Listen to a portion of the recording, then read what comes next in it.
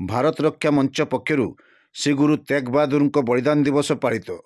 सोमवार संध्यारे Baleshwar BCCN road स्थित top and tasty सभागृह रे श्री गुरु तेग बहादुर बलिदान दिवस पालित हो जाइछि।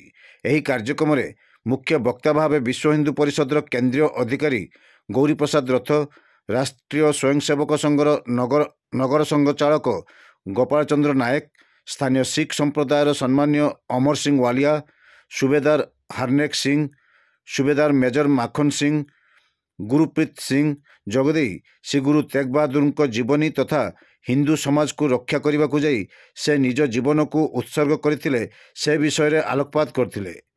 तेग बहादुर जीवन दर्शन हिंदू संस्कृति उपरे पाश्चात्य विधर्मी आक्रमण को किपरि प्रतिहत करी निजर प्राण उत्सर्ग करथिले विशद भावे वर्णना करथिले।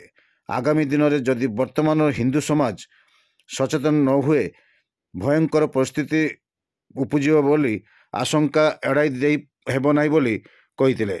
एही सभारे भारत रक्षा मंचर जिला सभापति रजनीकांत शतपथी सभा परिचालना करथिले।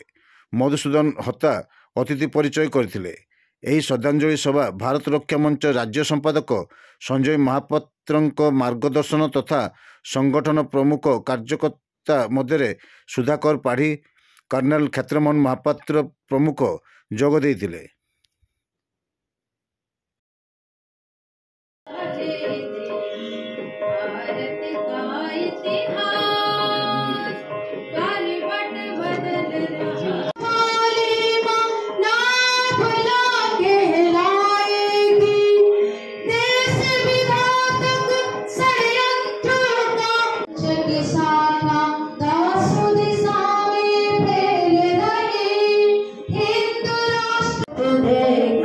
एक अखंडित भारत देगा।